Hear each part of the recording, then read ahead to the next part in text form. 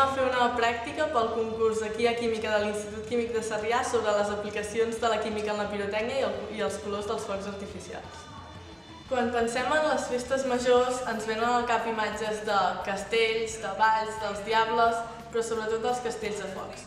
Però què és la pirotècnia? La pirotècnia és bàsicament química. Quan cremem una sal veiem que la flama és d'un color determinat i això ve donat pel fet que el metall que forma la sal, és a dir, el catió, té un espectre d'emissió determinat. Quan escalfem aquestes substàncies, els electrons adquireixen energia i són excitats.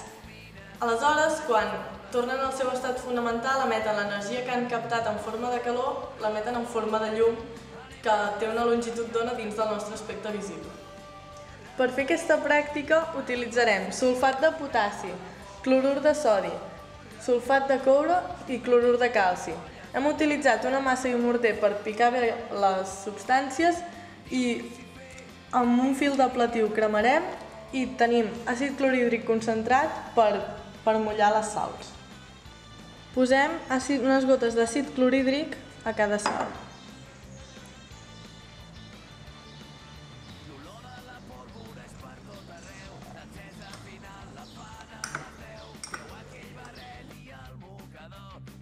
Suquem el fil de platí en el clorur de calci i l'acostem al bec Bunsen. Aleshores veiem que el ió calci dona aquest to rogenc a la flama. Si ho provem amb el sulfat de coure, veurem que el ió coure dona un to més de color blau-verd.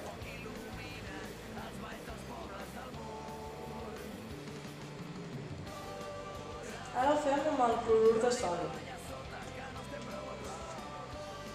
I veiem que la flama és de color taronja. Finalment, provem amb el sulfat de potassi i veiem una flama també d'un color ataronjat. Així doncs, les aplicacions de la química en la pirotècnia són que per aconseguir un color determinat en els focs d'artifici cal triar bé la matèria primera, sempre tenint en compte que com més pura sigui la matèria primera, més pur serà el color que obtindrem.